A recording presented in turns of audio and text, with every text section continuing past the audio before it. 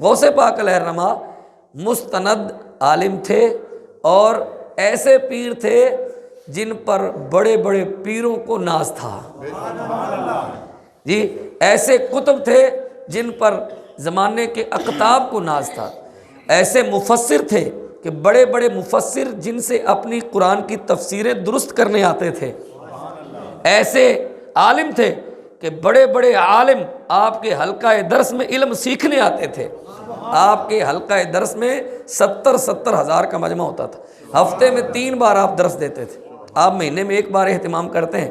حضور سیدی غوث اعظم علیہ الرحمہ ہفتے میں 3 بار درس دیتے تھے، تو مجمع کتنا ہوتا تھا؟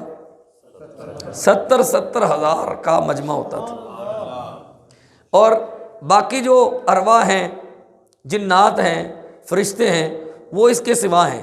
یہ جو موجود حاضرین سامعین تھے ان کی میں بات کر رہا ہوں، فرشتوں کی کتنی تعداد ہوتی ہوگی، جنات کتنے آتے ہوں گے، اور ارواح طیبہ آپ کے مجمع میں کتنی آتی تھی، یہ ایک علیحدہ گنتی ہے۔ جس گنتی کو میں آپ کے سامنے بیان کر رہا ہوں یہ موجود حاضرین سامعین کی گنتی تھی۔ 70 ہزار کا مجمع آپ کے سامنے بیٹھا ہوتا تھا۔ اور پھر مجمع ایسا نہیں ہوتا تھا کہ جو بالکل علم سے بے بہرا، علم سے نا آشنا تھا، ان میں بڑے بڑے مفسر علماء ہوتے تھے، اور آپ کا مجمع، آپ کے مجمع میں بیٹھنے والے لوگ وہ علم سے محبت کرنے والے لوگ تھے، اور جب وہاں آپ کے پاس آتے، آپ سے فیض یاب ہوتے اور آپ کی باتیں سنتے، تو بعض لوگ آپ کی باتیں سن کر جو ہے وہ بے ہوش ہو جاتے۔ جب آپ گفتگو فرماتے تو بعض وہ لوگ ہوتے جو گویا اپنے گریبان چاک کر دیتے، اور ذکر کی محفل جب سجتی تو گویا لوگ جو ہے وہ بے ہوش ہو جاتے۔ اور یہ بات بھی قابل ذکر ہے، کچھ باتیں ایسی ہوتی ہیں کہ جب ہم بعض کم علم لوگوں کے سامنے بیان کرتے ہیں تو وہ ان کو سمجھ نہیں پاتے، اور وہ عقل کے تانے بانے بننے لگتے ہیں، خرد کے پیچھے پڑ جاتے ہیں۔ یہ جو اولیاء کی باتیں ہیں نا، یہ خرد و جنون کے ساتھ ساتھ عشق کی رہنمائی بھی اس میں درکار ہوتی ہے۔ اگر صرف عقل و خرد اور جنون کی بات مانی جائے تو یقیناً بعض دفعہ گمراہی بھی مقدر بن جاتی ہے۔ سیدی غوث اعظم علیہ الرحمہ کو سننے والے، جیسا کہ میں نے کہا، ہزاروں لوگ آتے تھے، اور آپ کے مجمع میں بیٹھنے والا جو بالکل قریب تھا نا، جتنی قریب بات سنتا تھا نا، نزدیک والا جتنی بات سنتا تھا اتنی ہی آواز سب سے آخر والا بھی سنتا تھا۔ یہ آپ کی کرامت ہے، آپ کی آواز سارے سامعین پر برابر جاتی تھی۔ اب تو یہ سپیکر کا کمال ہے نا کہ وہ باہر بندے جو بیٹھے ہیں وہ بھی میری بات سن رہے ہیں، مسجد میں بیٹھنے والے بھی سن رہے ہیں۔ کیوں؟ یہ سپیکر کا کمال ہے۔ اگر سپیکر ہٹا دیں تو ان کو اٹھ کر یہاں مسجد میں آنا پڑے گا۔ یہ سپیکر کا کمال ہے کہ بعض لوگ شاید ہو سکتا ہے گلی محلے میں سامنے دکان کسی پر کھڑے ہو کہتے چلیں آواز تو آ ہی رہی ہے، کوئی بات نہیں، مسجد میں جانا کوئی ضروری ہے، مسئلہ تو یہاں بھی سن رہے ہیں۔ تو اگر سپیکر نہ ہوتا تو انہیں یہاں آنا پڑتا۔ غوث پاک علیہ الرحمہ کی آواز کا یہ کمال تھا، آپ کا یہ رتبہ تھا کہ جب آپ گفتگو فرماتے تو آپ کی آواز جملہ سامعین برابر سنتے تھے، یکساں آواز ہوتی تھی۔ ایسا نہیں ہوتا تھا کہ نزدیک والا بلند آواز سے فیض یاب ہو رہا ہے تو آخری جو شخص بیٹھا ہے وہ محروم ہو رہا ہے، نہیں، آواز برابر ہوتی تھی۔ یہ کرامت ہے آپ۔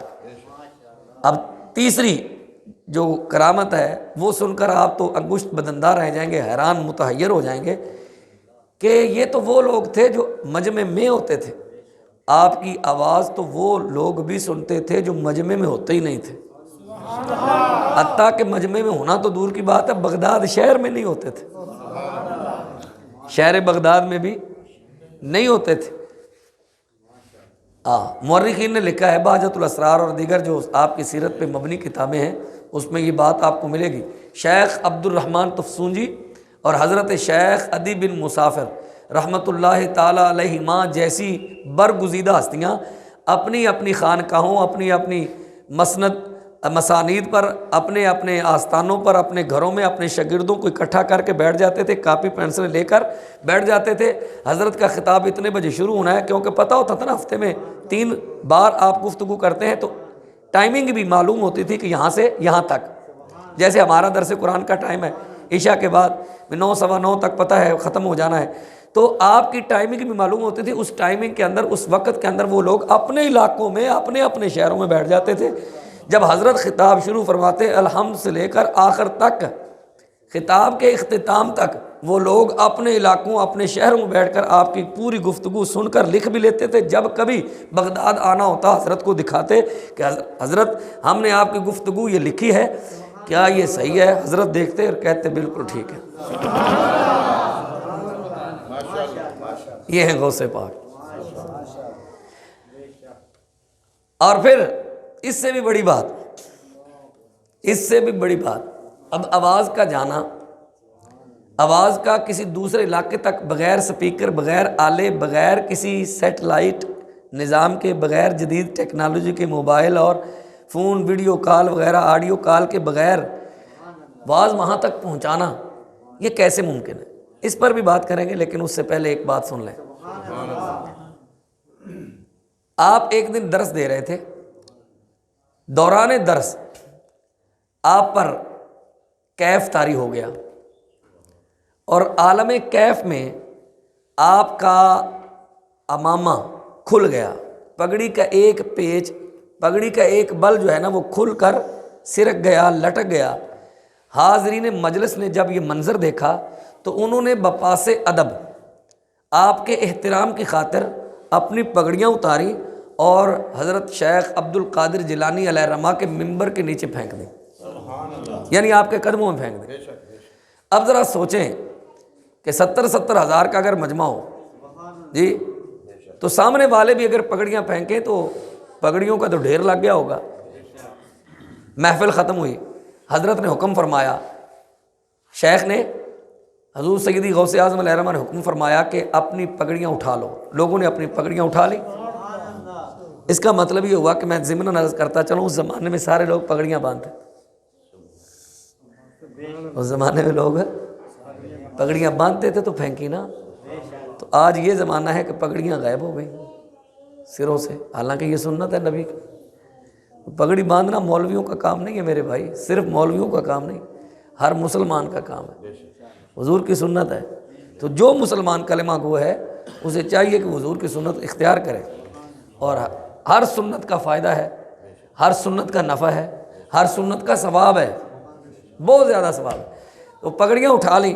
جب پگڑیاں اٹھا لیں تو کسی شخص نے بتایا، عرض کیا کہ حضور یہاں زنانہ سر بند بھی پڑا ہوا ہے۔ سر بند کہتے ہیں لغت میں اس کپڑے کو جو عورتیں کام کاج کے وقت اپنے سر پر باندھ لیتی ہیں، وہ پٹی، اسے سر بند کہتے ہیں۔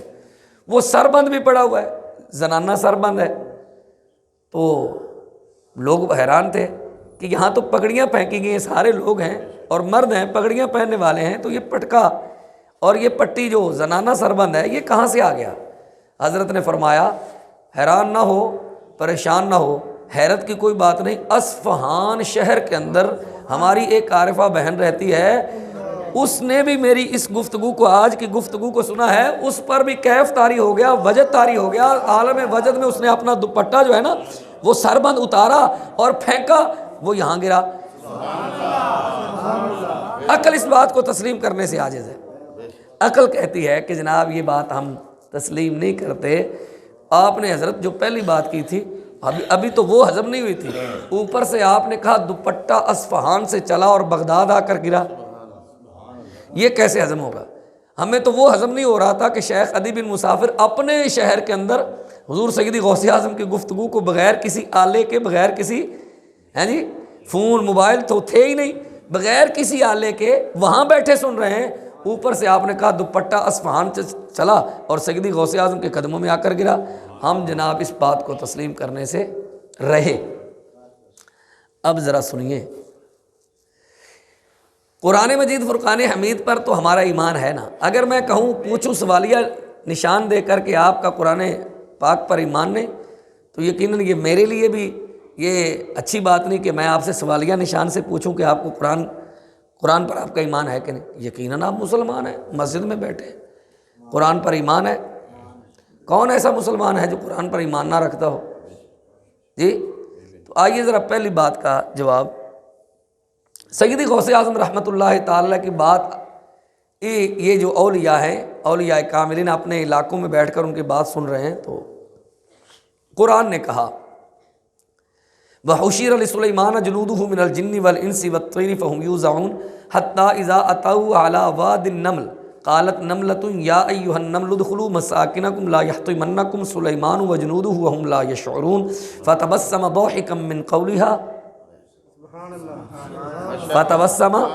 ضَاحِكًا مِّن قَوْلِهَا. حضرت سیدنا سلیمان علیہ السلام کو اللہ ذوالجلال نے بڑے لشکر دیے تھے. جی جنوں کا لشکر، انسانوں کا لشکر، پرندوں کا لشکر، حیوانات کے لشکر. سلیمان علیہ السلام وہ واحد حاکم ہیں جنہوں نے جنوں، پرندوں، انسانوں پر حکومت کی ہے. جی وہ حکمران ہیں، نبی ہیں جن کے اختیارات بڑے وسیع تھے. ہواؤں میں بھی آپ کا حکم چلتا تھا، فضاؤں میں بھی آپ کا حکم چلتا تھا. آپ ایسے وسیع عریض سلطنت کے مالک تھے. تو کیا ہوا جی، آپ ایک وادی سے گزر رہے ہیں اور ساتھ میں اتنا بڑا لشکر ہے. تو وادی کے اندر چیونٹیاں تھیں، وہ وادی نمل تھی. وادی یعنی چیونٹیوں کی وادی. وہاں بہت زیادہ چیونٹیاں تھیں. جیسے کہ آپ نے بعض علاقوں میں دیکھا ہوگا، قبرستانوں، ریگستانوں میں آپ گئے ہوں گے نا، تو ایسا آپ نے منظر دیکھا ہوگا، بہت زیادہ وہاں چیونٹیاں چیونٹیاں نظر آتی ہیں. تو آپ نے منظر دیکھا تو وہاں چیونٹیاں بہت زیادہ ہیں. جی تو حضرت سلیمان علیہ السلام اس وادی کے قریب تھے. یعنی ابھی وادی کے اندر فاصلہ تھا، 3 میل کی مسافت تھی. ابھی وادی 3 میل دور تھی. سلیمان علیہ السلام کا لشکر وادی نمل سے، چیونٹیوں کی وادی سے 3 میل دوری کے فاصلے پر تھا. تو جو چیونٹیوں کی ملکہ تھی نا، اس کا نام تھا منذرہ یا طاعہ. ایک پاؤں سے لنگڑی بھی تھی، ایک پاؤں سے لنگڑی بھی تھی، اور ملکۃ النمل تھی. یعنی وہ چیونٹیوں کی ملکہ شہزادی تھی، چیونٹیوں کی ملکہ تھی. تو ملکہ نے اپنی رعایا سے خطاب فرمایا اور کہا کہ جلدی کرو، اپنی اپنی بلوں میں، اپنے اپنے سوراخوں میں گھس جاؤ. کہیں ایسا نہ ہو کہ سلیمان علیہ السلام اور ان کا لشکر وہ تمہیں اپنے پاؤں تلے روند ڈالے، گھوڑے سواریوں کی سموں تلے روند ڈالے اور تمہارا نام و نشان تک نہ رہے. جلدی جلدی بلوں میں. وَهُمْ لَا يَشْعُرُونَ. ساتھ اس نے کیا کہا، اور یہ سارا کام وہ بے شعوری میں کر جائیں گے، کیونکہ نبی اور اس کے لشکری کسی جانور پر بھی، پرندے پر بھی ظلم نہیں کرتے. یہ سارا کام بے شعوری میں کریں گے. یہ گفتگو ملکہ نمل، چیونٹیوں کی ملکہ شہزادی کی گفتگو حضرت سلیمان علیہ السلام نے 3 میل دوری پر سنی. کتنے فاصلے پر؟ 3 میل کے فاصلے پر سلیمان علیہ السلام نے چیونٹی کی گفتگو سنی. اور قرآن کہتا ہے، قرآن سورۃ النمل ہے، دوسرا رکوع ہے، پارہ نمبر 19 ہے. اللہ ذوالجلال فرماتا ہے فَتَبَسَّمَ ضَاحِكًا مِّن قَوْلِهَا. سلیمان علیہ السلام اس چیونٹی کی گفتگو سن کر مسکرائے، پھر ہنسے. ذرا مجھے بتائیں، اگر میں اشارے سے آپ سے کہوں کہ چیونٹی کا اتنا سا منہ، تو میری انگلیوں کے پورے، اگر میں ان کو بالکل ملا دوں تو ناخنوں سے تشبیہ دوں تو بھی میرے ناخن بڑے، انگلیوں کے سرے بڑے، انگلیوں کے پورے بڑے. آخر میں مثال کیسے دوں؟ مجھے چاہیے کہ میں 2 بال توڑوں اور 2 بال کے کونے، نوکیں اس طرح ملا کر کہوں یار اتنا سا منہ. پھر اس کے جبڑے، چیونٹی کے 2 جبڑے اوپر نیچے، ان 2 جبڑوں کے درمیان زبان، اس زبان سے گفتگو ہو رہی ہے. وہ کہہ رہی ہے چیونٹی ہو.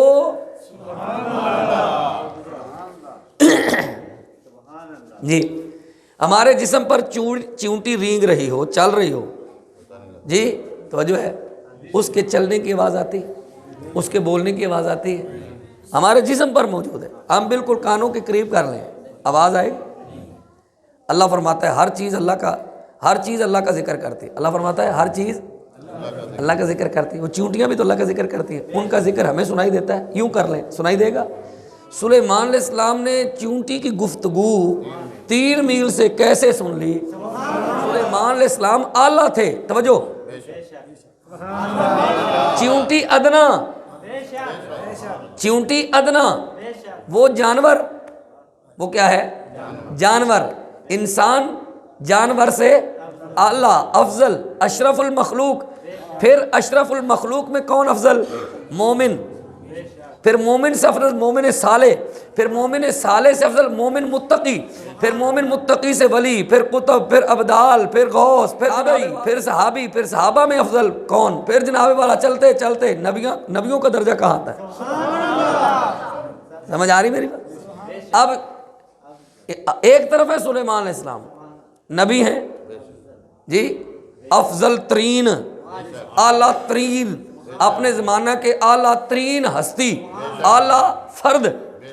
تو اللہ نے, توجہ, اللہ نے ادنا کو سن لیا. ادنا نے گفتگو کی تو اللہ نے. تو اگر دونوں طرف اعلیٰ ہوں, کرنے والا بھی اعلیٰ ہو اور سننے والا بھی اعلیٰ ہو, تو پھر مجھے بتائیں, پھر کرنے والے کی بات سننے والے اعلیٰ تک کیوں نہیں پہنچ سکتے؟ اچھا, یہ کیسے پہنچے؟ موبائل تو تھے نہیں, نیٹ کا تو زمانہ نہیں تھا, سیٹلائٹ تو اتنا مضبوط نہیں تھا, ہاں جی, اتنا استحکام تو نہیں آیا تھا نا جی. کوئی تھا انٹرنیٹ؟ کوئی ایس ایم ایس پہنچانے والے آلات تھے؟ کوئی میسج پہنچانے والا آلہ نہیں تھا. تو یہ میسج کیسے کنوے ہوا, یہ کیسے سینڈ ہوا؟ اس پر جلالین کے اندر لکھا ہے, اسی آیت کے اندر لکھا ہوا ہے کہ ہوا نے چونٹی کی گفتگو کو اٹھایا, سلیمان تک پہنچایا. کس نے اٹھایا؟ یہ جو سیٹلائٹ کا نظام ہے, انٹرنیٹ کا نظام ہے, یہ کس طرح قائم ہے؟ ہوا کے ذریعے. توجہ ہے. تو مادی علوم سے آشنا سائنٹسٹ حضرات نے, سائنسدانوں نے, محققین نے, ماہرین نے ہواؤں کو مسخر کر لیا اور ہواؤں کو اپنے کام میں لانے لگے. ایسے آلات بنائے کہ وہ ہواؤں کو مسخر کر رہے ہیں.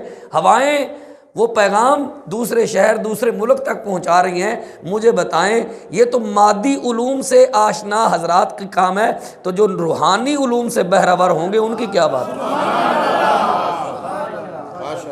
یہ تو بیڑا غرق ہو وہابیوں کا. انہوں نے ہمارے لوگوں کے ذہنوں میں گند ڈال دیا.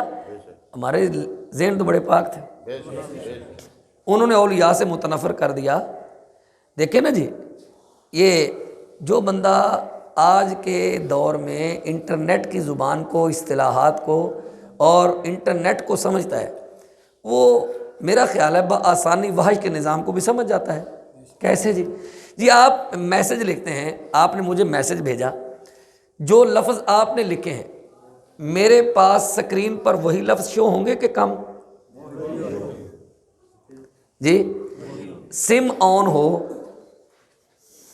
سم آن ہو, انٹرنیٹ ایکٹیو ہو, سگنل پورے ہوں, توجہ ہے, انٹرنیٹ کیا ہو؟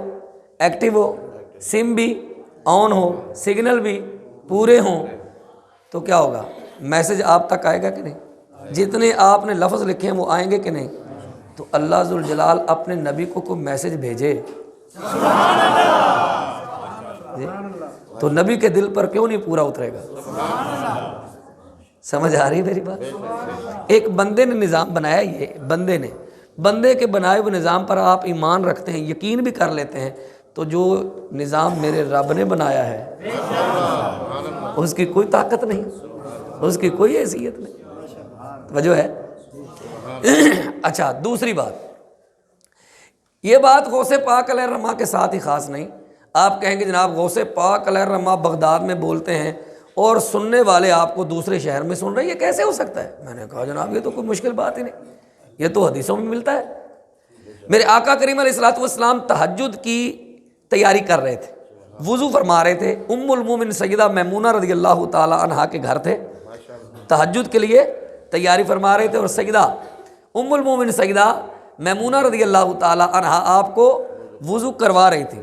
اتنے میں آپ صلی اللہ علیہ وسلم نے اچانک کہا نصرتا نصرتا نصرتا. کیا کہا؟ نصرتا نصرتا نصرتا. 3 بار نصرتا نصرتا کہا. اب سیدہ بھی ظاہر ہے خلاف توقع، خلاف معمول، خلاف عادت، کوئی بندہ نہیں، کوئی سننے والا کوئی ہو، مجھے بھی تو آواز آتی، کوئی پکارنے والا نہیں، لیکن مصطفیٰ نے کہا ہے نصرتا نصرتا نصرتا. توجہ ہے؟ یہ بات سیرت کی تمام کتابوں میں، ضیاء النبی میں موجود ہے اور بہت ساری کتابوں میں موجود ہے. سیرت کی کتاب آپ کوئی چھوٹی سے چھوٹی لے لیں، شاید اس میں مل جائے. میں نے ضیاء النبی میں دیکھی ہے اور بہت ساری دیگر کتابوں میں بھی دیکھی ہے. تو حضور نے فرمایا نصرتا.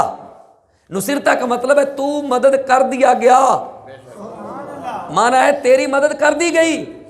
جیسے کوئی پکار رہا ہو کہیں دور سے اور کہہ رہا ہو کہ میری مدد کیجئے، تو میرے آقا فرما رہے ہو تیری مدد کر دی گئی. ام المومنین نے پوچھا یا رسول اللہ یہ کیا مطلب ہے؟ میرے آقا نے فرمایا کہ ابھی آج کی رات میں ابھی کچھ دیر پہلے مکہ کے کچھ کافروں نے میرے حلیفوں پر، بنو خزاعہ پر کچھ لوگوں نے دھاوا بولا ہے، شب خون مارا ہے اور وہاں سوتے ہوں کو مار دیا گیا ہے. تو ان میں سے جو چند بچ گئے ہیں وہ کچھ حرم میں گھس گئے، انہوں نے حرم کے اندر کعبۃ اللہ میں پناہ لے لی ہے، کچھ کہیں جنگلوں میں بھاگ گئے ہیں. تو ان میں سے کچھ نے مجھے پکارا ہے، انہوں نے کہا ہے اے اللہ کے رسول ہماری مدد کیجئے. کہاں؟ توجہ، وہ کہاں تھے؟ حضور کہاں تھے؟ سفر کتنا ہے؟ مسافت کتنی ہے؟ کم و بیش 450 کلومیٹر، کم و بیش، ہو سکتا ہے اس سے کچھ اوپر نیچے ہو. 450 کلومیٹر کی مسافت سے پکارنے والا حضور کو مدینہ شریف میں پکار رہا ہے اے اللہ کے نبی ہماری مدد کریں.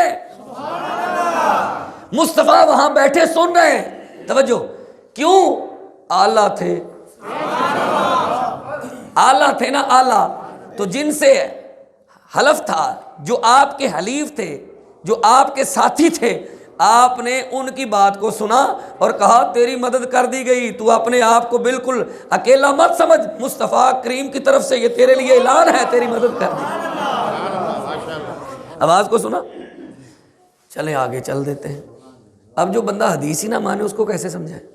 اور سیٹلائٹ کا نظام، انٹرنیٹ کا نظام ایکٹیو ہو، سم آن ہو، سگنل پورے ہوں، میسج آ جاتا ہے، کال بھی ہو جاتی، بات بھی ہو جاتی ہے.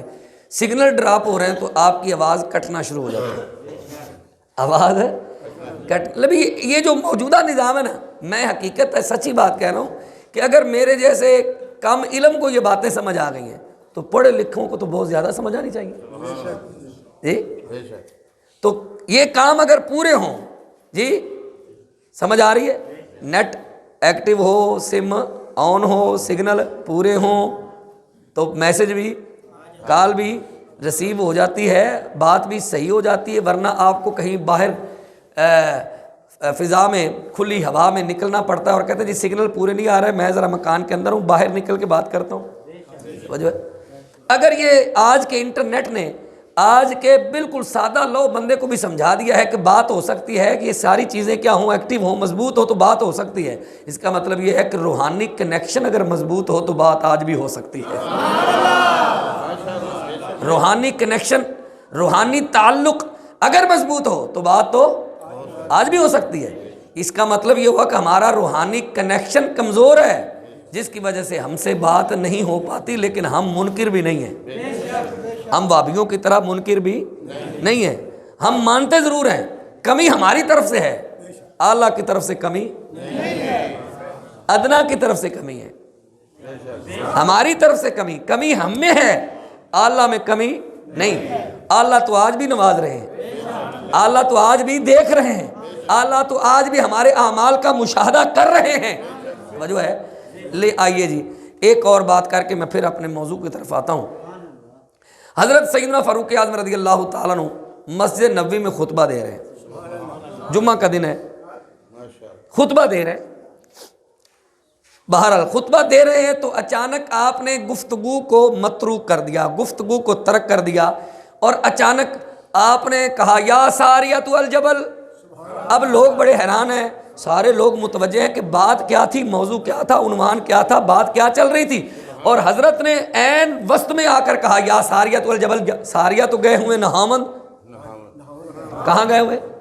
ساریہ تو مہم میں گئے ہوئے، ساریہ تو جہاد میں گئے ہوئے، جو مدینہ سے کئی دنوں کی مسافت پر ہے، سینکڑوں میلوں کی مسافت پر ہے، 1450 میل 1450 میل حضرت فرما رہے ہیں، 1450 میل کی مسافت پر ہے نہامن، اور حضرت فاروق اعظم رضی اللہ تعالیٰ عنہ مدینہ میں مسجد نبوی کے ممبر پر کھڑے ہو کر کہتے ہیں یا ساریۃ الجبل، ہے ساریہ ذرا پہاڑ کے پیچھے تو دیکھ۔ کئی دنوں کے بعد یا کئی مہینوں کے بعد آپ فتوحات کا دائرہ وسیع کرتے ہوئے واپس مدینہ شریف تشریف لائے، تو لوگوں نے پوچھا فلاں دن فلاں وقت تم کہاں تھے؟ میں فلاں جگہ تھا، ایک بہت بڑا پہاڑ تھا، میں پہاڑ کی اگلی جانب تھا، اچانک ایک آواز آئی پہاڑ کے پیچھے دیکھو، میں نے پہاڑ کے پیچھے دیکھا دشمن کا لشکر ہے، ہم نے تیاری کر لی، اور پھر ان سے ہم نے پھر خوب نبرد آزمائی کی، اور ہم نے ان سے الحمدللہ ثم الحمدللہ بچت بھی کی اور فتح بھی حاصل کر لی۔ وہ آواز کہاں سے آئی تھی؟ کہا بس یہ مدینہ شریف کی طرف سے آئی تھی۔ پہچانتے ہو آواز کس کی تھی؟ کہاں پہچانتا ہوں، لگتا ہے فاروق اعظم کی تھی۔ کس کی آواز تھی؟ کس کی آواز تھی؟ کتنے سو میلوں کی مسافت پر؟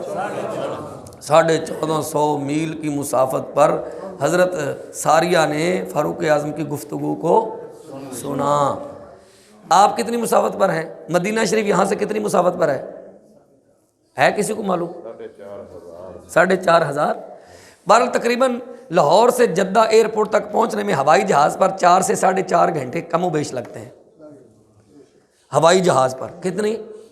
4 سے 4.5، تقریباً 4-5 گھنٹے جہاز پر لگتے ہیں۔ اب اگر وہ 4,000 ہے، 4,500 ہے، اعلیٰ حضرت کیا کہتے ہیں؟ اعلیٰ حضرت نے غلط کہا، پھر اعلیٰ حضرت کہتے ہیں یہ تو فاروق اعظم ہیں جن کی آواز نہامن کے اندر ساریہ 1450 میل تک سن رہے ہیں، وہ ہیں غلام، تو جو آقا ہے وہ تو ڈبل بھی سن سکتا ہے نا۔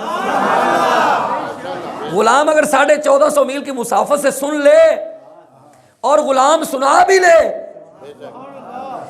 سنانے والے کا بھی کمال ہے، سننے والے کا بھی کمال ہے۔ مطلب کیا ہوا؟ مطلب نیٹ ایکٹیو ہے، روحانی نیٹ ایکٹیو ہے، سم آن ہے، سگنل پورے ہیں، بیٹھے مدینہ میں ہیں، نظر مصطفیٰ کی پڑ رہی ہے جی۔ بات اب یہاں کی جا رہی ہے، سنائی وہاں جا رہی ہے، اور وہاں بھی وہ سن رہے ہیں۔ مطلب یہ غلاموں کا حال ہے، یہ بغیر آلے کے بغیر موبائل کے سن رہے ہیں، سنا رہے ہیں۔ توجہ کیجئے گا حضرت کہ غلاموں کا یہ حال ہے تو مولا آقا کا کیا مقام ہوگا؟ ہاں، اسی واسطے اعلیٰ حضرت نے کہا واللہ وہ سن لیں گے، فریاد کو پہنچیں گے، اتنا بھی تو ہو کوئی جو آہ کرے دل سے، واللہ اللہ کی قسم، اعلیٰ حضرت کہتے ہیں۔ ایمان بھی تو اعلیٰ حضرت جیسا ہونا، واللہ اللہ کی قسم وہ سن لیں گے، واللہ وہ سن لیں گے، فریاد کو پہنچیں گے، اتنا بھی تو ہو کوئی جو آہ کرے دل سے، آہ کرے دل سے۔ فریاد امتی جو کرے حال زار میں، ممکن نہیں کہ خیر البشر کو خبر نہ ہو۔ واپس آئیے اپنے موضوع کی طرف۔ یہ میں نے صرف 2 دلیلیں آپ کو دی۔ لوگ یہ کہتے ہیں دیکھیں جی آپ اپنا کرامتیں سناتے ہیں، بھئی کرامتیں یہ معجزے کا اثر ہے، یہ معجزے کا نائب ہے۔ معجزہ نبی کے ہاتھ پر ظاہر ہوتا ہے، وہ خلاف عادت بات، وہ خلاف عقل بات، وہ خارق عادت، وہ خلاف معمول، خلاف عقل، جس کو عقل ماننے سے انکار کر دے، وہ اگر نبی کے ہاتھ پر ظاہر ہو تو اسے معجزہ کہتے ہیں۔ اگر وہی بات مومن صالح، متقی، پرہیزگار، شریعت کے پابند، سنتوں کے پابند اور مصطفیٰ کریم علیہ الصلوۃ والسلام کے سچے سچے غلام کے ہاتھ پر ظاہر ہو جائے تو اسے کرامت کہتے ہیں۔ اب توجہ کیجیے گا، روحانی دنیا کو سمجھنے کے لیے پہلے مادیت کو سمجھ لیا نا، اب مادیت کو جنہوں نے سمجھ لیا ہے، مادیت کو سمجھنے کے باوجود بھی کئی روحانی دنیا سے ناواقف ہیں، روحانی دنیا کی باتیں ان کو سمجھ نہیں آتی۔ میں زمانہ طالب علمی کی بات ہے کہ میں پڑھتا تھا، گاؤں گیا، گھر پہنچا تو والدہ نے ماتھا چوما، بیٹا پہلے کھانا کھا لو، میں نے تیرے لیے گوشت بنایا ہوا ہے۔ میں نے کہا جی آپ کو کیسے پتہ چلا کہ میں آ رہا ہوں؟ والدہ فرمانے لگی صبح سے نا مجھے دل میں پتہ نہیں کیا ہو رہا تھا۔ ارے ہماری ماؤں کا یہ حال ہے تو ولیوں کا مقام تو ان سے بھی ورا ہے جی۔ اور بات میری سمجھ آ رہی؟ ایسی کئی باتیں آپ نے بھی اپنی ماؤں سے سنی ہوگی۔ جو لوگ باہر ہیں جی یا دور دراز کسی مقام پر ہیں، وہ گھر پلٹتے ہیں، گھر آتے ہیں، والدہ بعض وقت دروازے کے قریب کھڑی ہوتی، دستک دیتے ہیں، فوراً دروازہ کھل جاتا ہے۔ آپ پوچھتے ہیں امی آپ کو کیسے پتہ چلا کہ میں آ رہا ہوں؟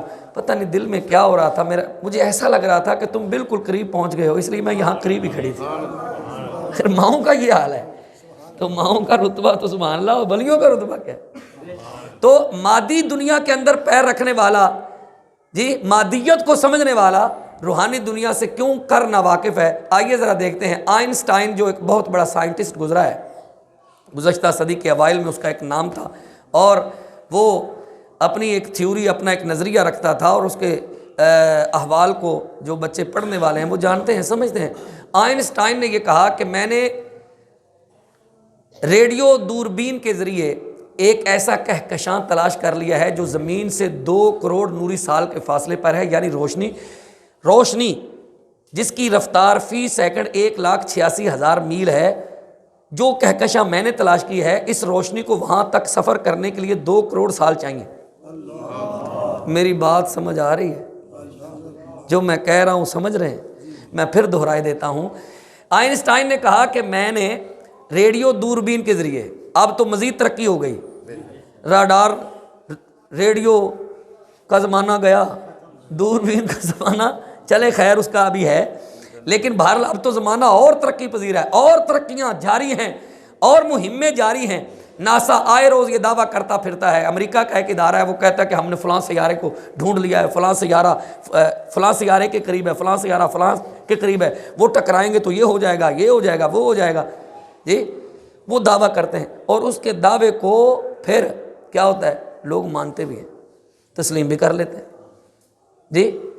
اور خیر بات لمبی ہو جائے گی، میں اسی کو کمپلیٹ کرتا ہوں۔ آئنسٹائن کہتا ہے کہ میں نے ایک ایسا کہکشاں، ریڈیو دوربین کے ذریعے ایک ایسا کہکشاں تلاش کر لیا ہے جو زمین سے 2 کروڑ نوری سال کے فاصلے پر ہے، یعنی روشنی کی رفتار کا حساب لگائیے تو روشنی فی سیکنڈ 1,86,000 میل طے کرتی ہے، سیکنڈ کے اندر، ایک سیکنڈ میں 1,86,000 میل طے کر جاتی ہے، لیکن اس کہکشاں تک اس روشنی کو پہنچنے کے لیے 2 کروڑ سال چاہیے۔ یہ ایک کہکشاں کی بات ہے، ایسی کئی کہکشائیں ہیں میرے رب کے اس جہان میں۔ اس سائنسدان نے دعویٰ کیا تھا میں نے ایک کہکشاں ڈھونڈ لی جی، گلیکسی جی۔ ہم تو ایک سورج کو جانتے ہیں، سائنسدان کہتے ہیں کہ جناب والا ہماری اس گلیکسی کے، ہماری اس کہکشاں کے 1-2 سورج نہیں ہیں، کئی سورج ہیں، چاند بھی 1-2 نہیں ہیں، 360 کے 50 چاند ہیں۔ آپ نے ایک دیکھا ہوا ہے، سمجھ آ گئی؟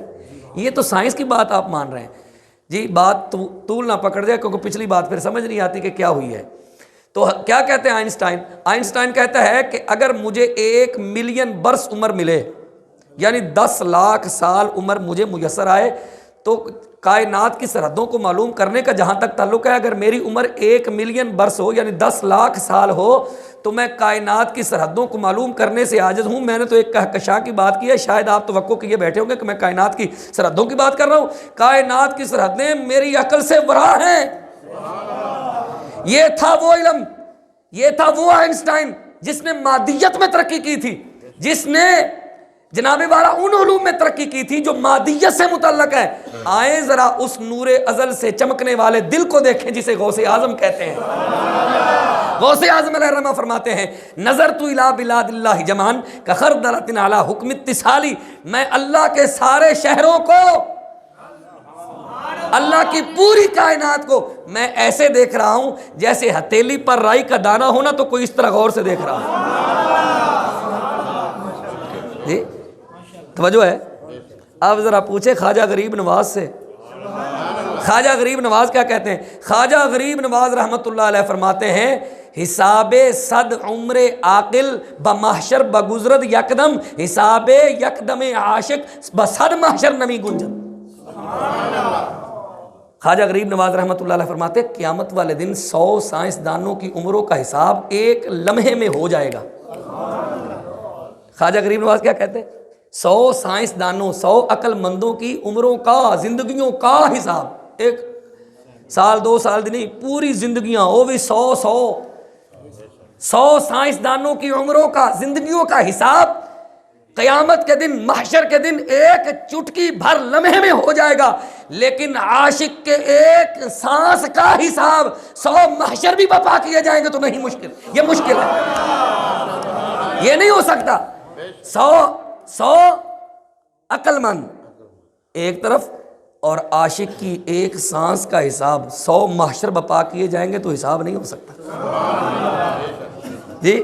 تو اس عاشق سے مراد ہی رانجھا نہیں ہے، اس عاشق سے مراد غوث اعظم جیسی ہستیاں ہیں۔ خواجہ غریب نواز جی یہ کہہ رہے ہیں کہ روحانیت اور مادیت میں فرق کو سمجھو، اس کے اندر جو ایک نشیب و فراز ہے، اس کی اونچائی اور پستی کو دیکھو، بلندی اور پستی کو دیکھو کہ اس کے اندر کتنا اللہ نے تفاوت رکھا ہے۔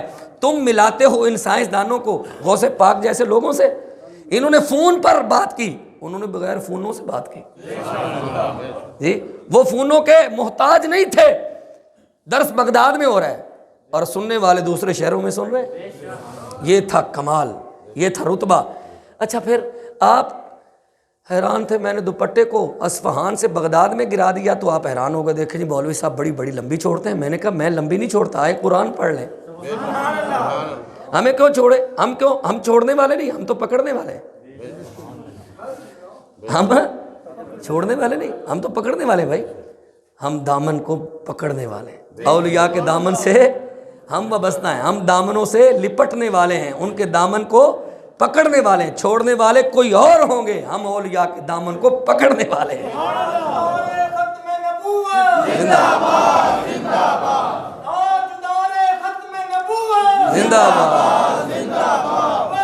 لبیک لبیک رسول اللہ، لبیک لبیک لبیک یا رسول اللہ، لبیک لبیک لبیک یا رسول اللہ، لبیک لبیک لبیک یا رسول اللہ۔ عزیزان محترم، قرآن پڑھیے تو قرآن میں طویل وہ واقعہ ہے، میں اسے تلخیص میں خلاصتاً عرض کیے دیتا ہوں۔ اللہ ذوالجلال کے برگزیدہ نبی سیدنا حضرت سلیمان علیہ السلام نے حضرت آصف بن برخیہ سے کہا، پہلے ایک جن سے کہا، جن نے کہا میں آپ کے جناب والا آپ بیٹھے ہیں، کھڑے ہوں گے، کھڑے ہونے سے بیٹھنے تک کا جو وقفہ ہے اس دوران میں بلقیس کا تخت لے آؤں گا، اور سلیمان علیہ السلام کے خالہ زاد آپ کے وزیر خزانہ، آپ کے خالہ زاد بھی تھے آصف بن برخیہ اور آپ کے وزیر خزانہ۔ آصف بن برخیہ نے کیا کہا جی، آپ کے پلک جھپکنے کی دیر میں تخت بلقیس آپ کے سامنے ہوگا، پلک جھپکنے کی دیر میں آپ غائب ہوئے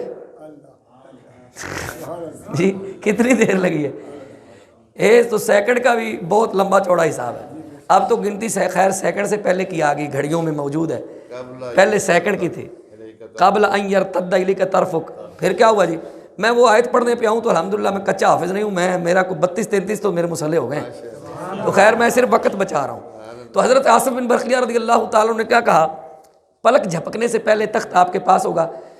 اس جگہ جلالین میں لکھا ہوا ہے، حاشیے میں لکھا ہوا ہے کہ تخت کتنی دوری پر تھا، وہ کہاں پڑا ہوا تھا، 3-4 جگہ مکفل تھا، ایک محل میں پھر کمرہ ہے، پھر کمرے میں کمرہ، پھر اس سب وہ مکفل، پھر اس پہ چوکیدار، پھر نگہبان جی، پوری طرح کیا ہے وہ ان کی نگہبانی میں، ان کی حفاظت میں، ان کے تحفظ میں، اور پوری طرح وہ کیا تھا، پروٹیکشن میں تھا، ان کی پوری طرح مضبوط ہاتھوں میں تھا۔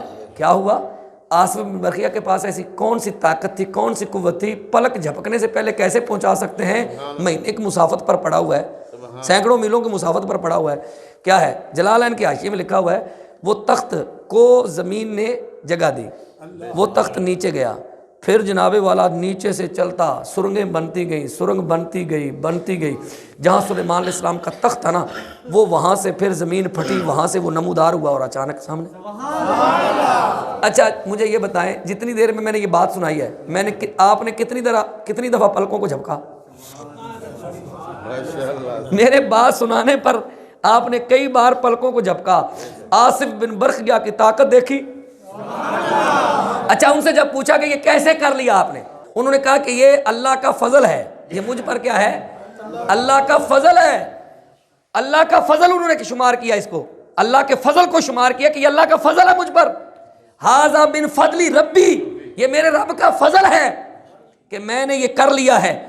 توجہ ذرا، تو جس پر صرف رب کا فضل ہو وہ یہ کر لے، اور کتاب کا حافظ، کون سی کتاب کا حافظ ہے؟ زبور کا، اور جس کے سینے میں قرآن ہو،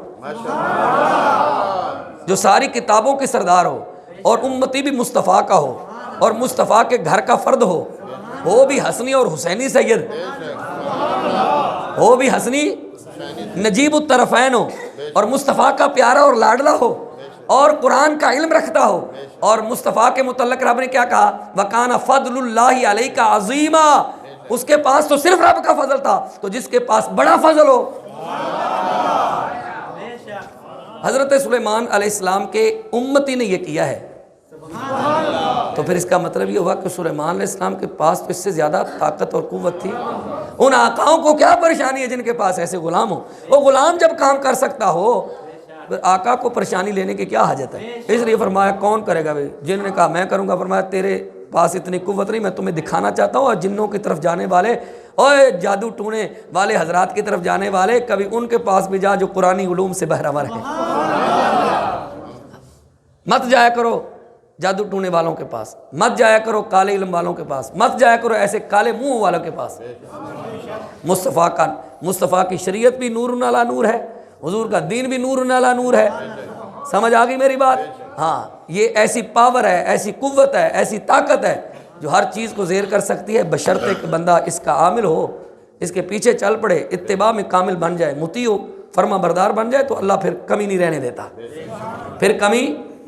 حضرت سیدنا غوث پاک علیہ الرحمہ کا مقام و رتبہ کی بات کرتے ہوئے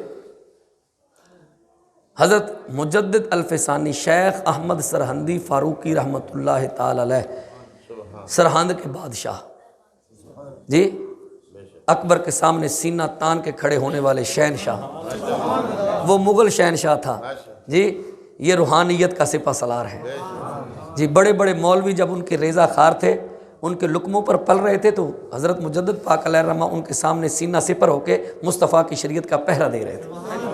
مجدد پاک علیہ الرحمہ فرماتے ہیں کہ وصول فیوز و برکات دریرا بہار کے باشد از اکتاب و نجا با بتوسط شریف او مفہومی شبد۔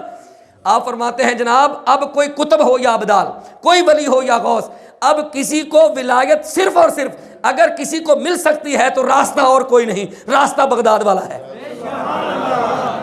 راستہ کون سا ہے؟ بغداد والا ہے۔ بغداد والے رستے پہ جاؤ گے اور سلطان باہو کی طرح کہو گے نا، سن فریاد پیران دیا پیرا، اور میری عرض سنی کن تار کے ہو، بیڑا اڑیا وچ کھپراں دے جتھے مچ نہ بہندے ڈر کے ہو، محبوب سبحانی کتب ربانی، اور میری خبر لیو جے چٹ کر کے ہو، پیر جنہ دا میراں باہو کندی لگ دے تر کے ہو۔ یہ میں نہیں کہہ رہا، یہ سلطان العارفین کہہ رہے ہیں، عارفوں کے بادشاہ سلطان العارفین، سلطان باہو کہہ گئے۔ سلطان باہو سے پہلے لوگوں کی بھی بات کر دیتے ہیں۔ حضرت شاہ ابو المعالی، جہاں پر امیر المجاہدین کبھی خطیب ہوا کرتے تھے، لاہور ہوٹل کے بالکل پیچھے گوال منڈی فوڈ سٹریٹ سے تھوڑا سا آگے، وہ شاہ ابو المعالی جن کو ڈائریکٹ حضور غوث پاک کا فیض ہے، آپ فرماتے ہیں گر کسے واللہ بعالم از میں عرفانیست از طفیل شاہ عبد القادر جیلانیست۔ آپ فرماتے ہیں کائنات کے اندر اگر کسی کو شریعت کے عرفان کے جام میسر آئے ہیں تو فقط حضرت عبد القادر جیلانی کے طفیل سے آئے ہیں۔ اگر کوئی چاہتا ہے کہ وہ ولی بنے تو اسے چاہیے پھر بغداد چلا جائے، بغداد والے پیر سے منت کرے، محنت کرے اور پھر منت کرے، نظر کر دیں گے تو روشنی مل جائے گی۔ یہ شاہ ابو المعالی کی بات۔ لو جی آپ ہی کے ہم زماں حضرت شاہ عبدالحق محدث دہلوی علیہ رحمہ آج سے 400 سال پہلے کیا کہہ رہے ہیں؟ تم اعلیٰ حضرت پر بھونکتے ہو، امام احمد رضا کی باتیں کرتے ہو۔ ہم تمہیں صدیوں کی تاریخ بتا رہے ہیں، صدیوں کی تاریخ، یہ اہل سنت کے عقیدے ہیں، نظریے ہیں۔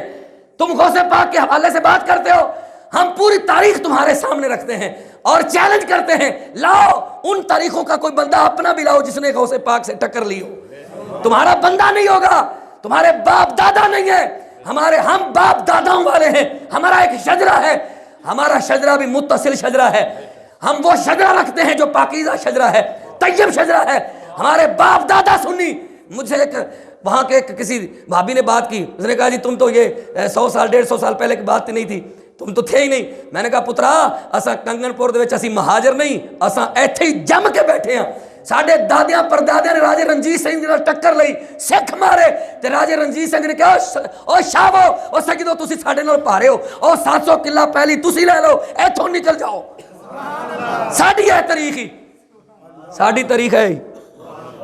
اوے بستی حاکم شاہ دے سجدو تسی جناب والا ایک کدوں والا کھو لنڈیاں والا چھڈو، تسی بستی حاکم شاہ چلے جاؤ، اے 700 کلا پہلی لو، تسی ساڈے سکھاں دے سر لین لگ پئے ہو۔ اے ساڈی تاریخ ہی، اسی ہندوستانوں نس کے نہیں آئے، اسی سر تان کے اور جناب والا پیر جما کے کنگن پر بیٹھے ہیں، صدیاں تو بیٹھے ہیں۔ ساڈی تاریخ آئی، ساڈا پیو بھی سنی، ساڈا دادا بھی سنی۔ میرے دادا جان رحمت اللہ تعالی والد گرامی علیہ رحمہ فرماتے تھے کہ میرے دادا جان علیہ رحمہ 11ویں شریف کا لنگر بنا کر 100 میل کی مسافت پر سر پہ پورا دیج کا اٹھا کر ریاست بیکانیر، کتنے جاندے سن؟ ریاست بیکانیر، ہاں جی، ضلع فیروز پور، تحصیل کونی، انڈیا چ مزار ہے ساڑھے دادا جی دے مرشد دا، بابا جی کنگن پور اتوں لنڈے والے تو جناب والا دیج کال کھیر دا چک کے ستلج ادوں اج دا ستلج نہیں سی، اے پار کر کے ہاں جی دیگ جنہ دیج کا سر تے چک کے جناب والا اپنے پیراں تے حاضری دیندے سی، کھیر دا دیج کا چک کے۔ اسی ساڈے وڈیاں نے بھی سلام کیتا ہے بغداد والےاں نوں تے اسی نکے بھی سلام کرن دے ہیں۔ سانو یقین ہے کہ وڈیاں دا انہاں سلام کیتا ہے قبول تے ساڈے نکیاں دا بھی قبول کرن دے۔ ساڈی آ تاریخ تو وکھا اج تو 400 سال پہلے کوئی بابا جنہیں ٹکر لئی ہوئے ساڑھے بابیاں نال، توڑی تاریخ 1207 تو شروع دی تھی آج تک کے، اور تسی 250 سال پہلا تے نظر ہی نہیں سی آندے۔ میرا تو دعویٰ ہے، دعویٰ میرا ہر وہابی کے نسب کو کھنگالو تمہیں تیسری چوتھی پشت پر سنی نظر آئے گا۔ دعویٰ میرا ہر دیوبندی کے نسب کھنگالو، باپ دادا پردادا، اس سے آگے نسب سنی کا چلے گا، اس لیے چلے گا کہ سنی ہی اصل ہے، سنی ہی اصل ہے، سنی ہی صحیح وارث ہے دین کا، شریعت کا صحیح وارث ہی سنی ہے۔ سنو میں بات کر رہا تھا حضرت شاہ عبدالحق محدث دہلوی کی، آپ فرماتے ہیں غوث اعظم دلیل راہ یقین، با یقین رہبر اکابر دین، اوست در جملہ اولیاء ممتاز، چون پیمبر در انبیاء ممتاز۔ حضرت غوث پاک علیہ الرحمہ کی شان میں شاہ عبدالحق محدث دہلوی جو حضور کے حکم سے مدینہ شریف سے ہندوستان آئے ہیں، وہ کہتے ہیں کہ جناب والا غوث اعظم یہ یقین کے راستے کی دلیل ہے، با یقین یہ ہمارے اکابر دین کے رہبر ہیں، رہنما ہیں، اور اولیاء میں ان کی شناخت، اولیاء میں ان کا امتیاز، پہچان اس طرح ہے جیسے انبیاء میں ہمارے نبی کی پہچان۔ آگے چلیں جناب، آپ کرتے پوری تاریخ دیکھیں، ہم ایک دو باتوں پر جو ہے وہ دم نہیں لیں گے، ہم پوری تاریخ تمہیں بتائیں گے۔ اٹھاؤ تو خواجہ قطب الدین بختیار کاکی بولے، حضرت کعبہ حاجات ہما خلقانست حاجتم سازروا حضرت غوث الثقلین۔ آپ تو بڑی بات آگے بڑھ گئی، انہوں نے کہا سن فریاد پیراں دیا پیرا، تو خواجہ قطب الدین بختیار کاکی کیا کہتے ہیں، اور جن کی ولادت 505 اور وصال جن کا 633 ہجری ہے، کم و بیش 128 برس جنہوں نے عمر پائی ہے، 125 سال عمر پانے والے خواجہ قطب الدین بختیار کاکی کیا کہتے ہیں، آپ فرماتے ہیں حضرت کعبہ حاجات ہما خلقانست، آپ فرماتے ہیں کہ اے غوث پاک آپ پوری کائنات میں بسنے والے مسلمانوں کی حاجات کا قبلہ ہو۔ تو جب آپ پوری دنیا کے مسلمانوں کی حاجت روائی کر رہے ہو تو اس قطب الدین بختیار کاکی کی بات بھی سن لو۔ آؤ خواجہ غریب نواز کیا کہتے ہیں، خواجہ غریب نواز معین الہند، والی ہند، حضرت خواجہ معین الدین اجمیری رحمت اللہ تعالی، ولادت ہے 527، وفات ہے 633، 600، ایک روایت میں نے کہیں پڑھا تھا شاید 636۔ جی رجب المرجب میں آپ کا عرس ہوتا ہے۔ سنیے ذرا آپ کیا کہتے ہیں، آپ کہتے ہیں چوں پائے نبی شد تاج سرت، تاج نبی، چوں پائے نبی شد تاج سرت، تاج، کہتے ہیں کہ اے غوث پاک آپ نے حضور کے قدم مبارک کو اپنے سر پر جب رکھا نا، چوں پائے نبی شد تاج سرت، آپ کے سر مبارک کا تاج ہے حضور کا پاؤں، یعنی حضور علیہ الصلوۃ والسلام نے آپ کے سر پر اپنا پاؤں رکھا تو آپ کا جو پاؤں ہے وہ ولیوں نے پھر اپنے سروں پر رکھ لیا۔ جی تاج، چوں پائے نبی شد تاج سرت، تو پھر اولیاء نے کیا کیا، آپ کے پاؤں کو اپنے سینے پر رکھ لیا، اپنے سر پر رکھ لیا۔ اس وقت خواجہ غریب نواز کسی جنگل میں عبادت کر رہے تھے، جب حضور غوث پاک نے یہ دعویٰ کیا نا میرا یہ قدم سارے ولیوں کی گردنوں پر ہے، قدمی حاضی علی رکباتی کلی ولی اللہ، میرا یہ قدم سارے ولیوں کی گردنوں پر ہے، تو حضور سیدی خواجہ غریب نواز کہاں تھے؟ جنگل میں محو عبادت۔ آپ نے وہیں سے سر اٹھا کر اونچی آواز میں کہا صرف گردن پر نہیں، میرے تو سینے پر بھی آپ کا قدم۔ ساڑھی طریق پائی ہے، میری گل سمجھ آئی؟ تو وہ نکے نکے گلاں سن کے پریشان ہو جانا۔ اب دیکھو جی، جنہوں نے اتنے بڑے بزرگوں نے، اور ایک ہیں بزرگ ہیں حضرت علی احمد صابر کلیری، وہ کیا کہتے ہیں، ان کی ولادت ہے غالباً 592 ہجری، وفات ہے 696 ہجری۔ کتنے برس آپ نے عمر پائی؟ کم و بیش 98 برس۔ 98 برس عمر پانے والے بابا جی کون ہیں؟ یہ حضور بابا فرید الدین گنج شکر کے داماد بھی ہیں اور سگے بھانجے بھی ہیں۔ گنج شکر کا بھانجا غوث پاک کی تعریف میں لب وا کرتا ہے تو کیا کہتا ہے؟ کہتا ہے ہر دو کون جزے تو کسے نیست دستگیر، ہر دو کون جزے تو کسے نیست دستگیر، دستم بگیر از کرم اے جان عاشقاں، اے عاشقوں کی جان میرا بھی ہاتھ تھام لو، کائنات چ کیڑا بندہ ہے جڑا توڑی مدد تو بغیر نسیا پھردا ہے۔ یہ اولیاء ایسے ہی کہہ رہے ہیں جی، دستگیر کہہ رہے ہیں، یا غوث اعظم دستگیر اعظم ہے جی۔ ساڑھے وہ تایا جی الحاج سید محمد سرور حسین شاہ صاحب رحمۃ اللہ تعالی علیہ، میرے تایا جی تے وہ دیہاتی سن تے کسان سن، کوئی بہتا پڑھے لکھے نہیں سن لیکن عقیدے دے بڑے پکے سن۔ ہر جمعرات نو سپیکر کھول لیندے سن تے جناب والا مغرب دی نماز تو بعد کدے عصر دی نماز تو بعد قصیدہ غوثیہ پڑھ دیندے سن۔ تے او ساڑھے نال ایک پنڈے بالکل دریا دے بالکل قریب، اوندا نام ہے چھوٹا فتح محمد خورد، اوتھوں دے بھابی بھی وہ سنتے ہوندے سن تے بڑے پریشان ہوندے، یار اے نا بڑا بابا تنگ کردا ہے۔ انہاں جی پترا جے فیض ملیا ہے تو پھر انہاں کو تو ساڑا حق بندا ہے نا۔ وہ پڑھ ہوندے سن بڑی طرح، انہاں دا اپنا ایک سٹائل سی، امداد کن از رنج و غم آزاد کن، در دین و دنیا شاد کن یا غوث اعظم۔ اسی تے بڑیاں کولے فیض لیا، ہن تہاڈے گھراں چ اگر کوئی نہیں پڑھدا تے اسی کی کریے؟ پڑھیا کرو چلو، یہ ساڈے بزرگاں دا فیضان ہے، یہ گھراں چ جاری رہے، قوماں نوں پتہ چلدا ہے بھی اے ہے ساڈے بڑیاں دا اے طریقہ کار سی، جنی مرضی مصروفیت ہے۔ سمجھ آ گئی؟ اسی یہ نہیں کہتے کوئی 11ویں شریف دا جڑا ختم شریف ہے کوئی فرض ہے واجب ہے، ہاں جی بہت ضروری ہے، لیکن بزرگاں نال محبت بہت ضروری ہے۔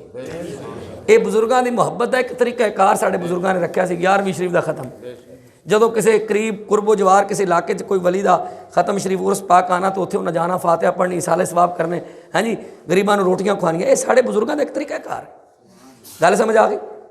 تو کی ہے جی امداد کن، طرز نال میرے نال جنہاں نہیں آندا بس ایویں سیریے لائی جاؤ تو مینوں پتہ چل جائے گا، چلو تمہیں سمجھتے آ رہے نا۔ امداد کن از رنج و غم آزاد کن، در دین و دنیا شاد کن یا غوث اعظم۔ ڈاکٹر غلام مصطفیٰ خان صاحب نے 1118 صفحات پر مشتمل ایک مقالہ لکھا ہے، PhD ڈاکٹریٹ ہے۔ اس میں ڈاکٹر غلام مصطفیٰ خان صاحب نے اس کتاب کا حوالہ دیتے ہوئے حاشیہ میں یہ بات لکھی ہے، کہتے ہیں کہ جو سلطان حیدر علی اور سلطان ٹیپو تھے نا، ٹیپو سلطان بھی سنی تھا اور تسی اپنی تاریخ تھوڑی بھابیاں دی تاریخ ہے کوئی نہیں. میں مغلاں بادشاہاں تو لے کے عوام تک تنوں ثابت کر سکنا ہے ہی سنی سن سارے. اور مجدد پاک نے اپنے رسالہ رد رفض کے اندر صفحہ نمبر 12 جو اصل فارسی رسالہ میرے پاس موجود ہے اسے صفحہ نمبر 12 پر لکھا ہے جی. اور مجدد پاک علیہ الرحمہ کی ولادت کیا ہے 949 ہجری, وفات کیا ہے 1035 ہجری. تو ظاہر ہے بات اس کے اندر کی ہے, اسی عرصہ کے اندر کی ہے, یعنی 11ویں صدی کے اوائل میں. مجدد پاک علیہ الرحمہ اپنی کتاب میں لکھ رہے ہیں کہ ہندوستان میں جدھر بھی چلے جاؤ اہل سنت و جماعت ہیں, دوسرا کوئی مذہب ہے ہی نہیں, نہ کوئی شیعہ نہ کوئی دیوبند, ہے ہی اہل سنت. تو مجدد پاک کی بات تو آپ کو میں نے سنا دی. وہ بھی کہتے ہیں مور غوث پاک لان گے تو ولایت ملے گی, تاں ہی دینا وچ ولی کوئی نہیں ہے, کوئی ولی تو میں نے کھاؤ جی.